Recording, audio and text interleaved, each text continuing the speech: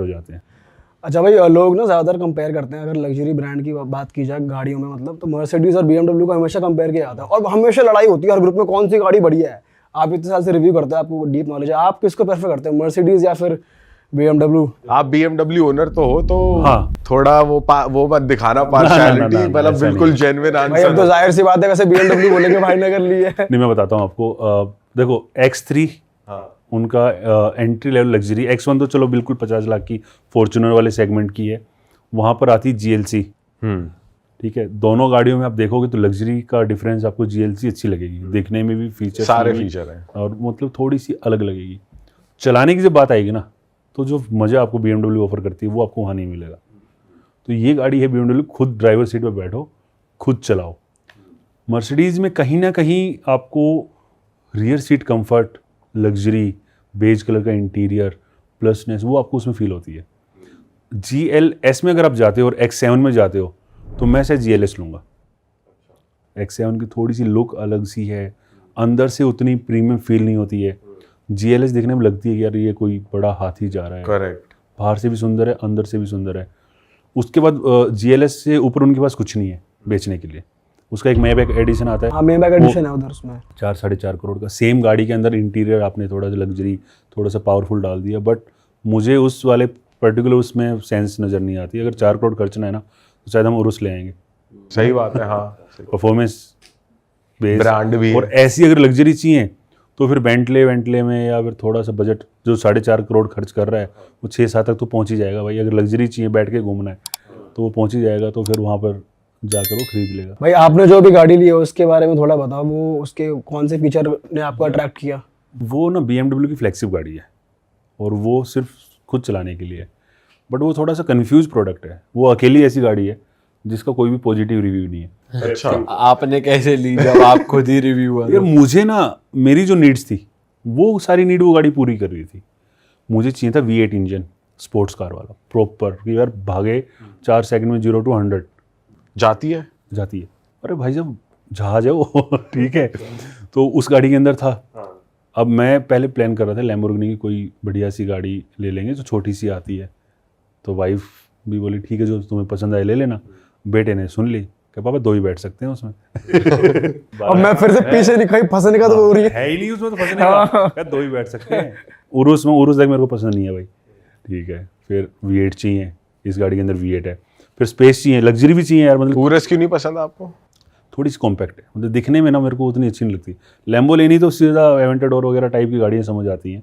उरुस जैसी, वो जो कहते हैं ना कि हमने SUV बनाई है, बट ना वो SUV जैसी दिख रही है ना वो कार जैसी दिख रही है। मेरा जो पर्सनल ओपिनियन है वो ये है, तो वो तो नहीं है। क्रेटा वाला साइज ही मान लो एक तरीके से। ये है ना BMW अपना महिंद्रा की XCV9 जैसी, हाँ कूपे जैसी, Exactly, ऐसी सी शेप है उसकी ना। हाँ, फिर XM में दूसरा क्या था कि यार अब मैं फार्मिंग करता हूँ, ठीक है, तो मैं हफ्ते में 2 दिन खेतों में जाता हूँ, तो ऐसा तो हो यार कि ग्राउंड क्लियरेंस थोड़ा सा ठीक हो। तो उस गाड़ी में सही बात है, वहाँ तो फंस जाएगी, वहाँ तो लेने लायक गाड़ी मतलब कहीं मिट्टी होता क्या है कि जब ट्रैक्टर वगैरह चलते हैं तो बीच में से मिट्टी उड़ जाती है खेतों में, अब वो पूरे बम्पर को रगड़ती हुई जा रही है, तो वो ऊंची हो। तीसरा कहते हैं ये थोड़ी सी पॉकेट फ्रेंडली हो चलने में, माइलेज ठीक ठाक दे दे, तो वो 60-61 तक की माइलेज दे देती है, हाइब्रिड है वो। हाँ, तो भाई 3.5 करोड़ की आपने गाड़ी ली, आप माइलेज क्यों देख रहे हो भाई? क्या फर्क पड़ रहा है जब सस्ते में चल रही है ठीक है। तो ये है कि उसमें EV एक मोड है, उसमें आप 70-80 किलोमीटर इलेक्ट्रिक में चल सकते हो प्योर। बट मेरे को चलाने को जब मिलती है ना तो मैं EV तो चलाता ही नहीं, उससे M2 डालता हूँ, आवाज़ सुननी है भाई, आवाज़ आनी चाहिए पीछे से तो वो सीन है। तो सब कुछ उस गाड़ी ने मेरा पर्पज पूरा किया। थोड़ा डिस्काउंट भी ठीक ठाक मिल गया, 50-1 लाख रुपए तो का। आपने G-Wagon नहीं कंसिडर करी? यार वो थोड़ा सा बजट से बाहर थी, बट G-Wagon और इसमें फ़र्क ये है कि G-Wagon की टॉप स्पीड 220 की है, इसकी 275 है। मुझे यार स्पोर्ट्स कार ले रहे हो 220, तो 200 तो मेरी वो इलेक्ट्रिक भग जाती है, फिर मैं 200-220 में क्या ही फ़र्क रह गया।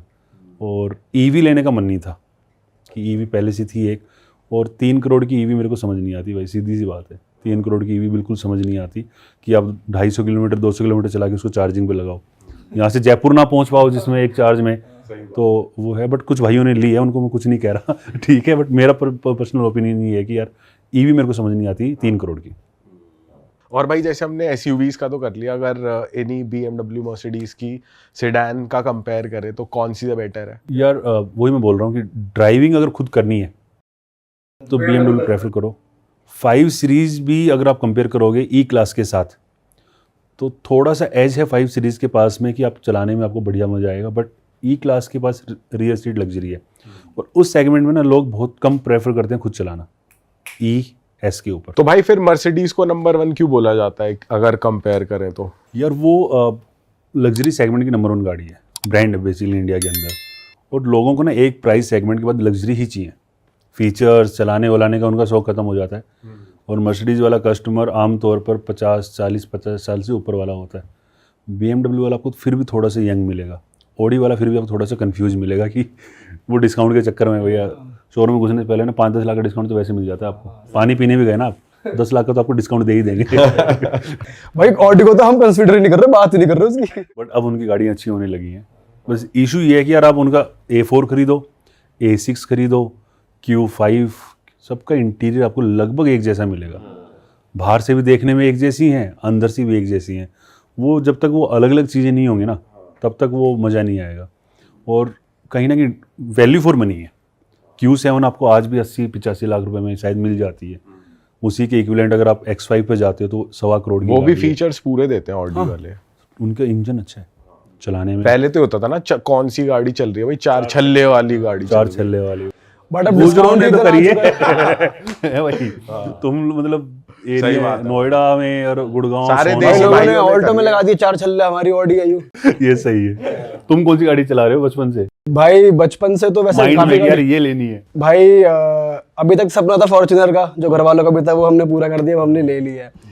फॉर्च्यूनर का तो ये था कि यार होनी ही चाहिए घर में। और आपका? ग्लॉस्टर और वो वाली आपसे पूछ रहा था ना बात, तो मेरे को अंदर से लग्जरी और अंदर से फीचर वाली गाड़ी लेनी ले थी, मत लेना। पर मैंने ली फॉर्च्यूनर ही।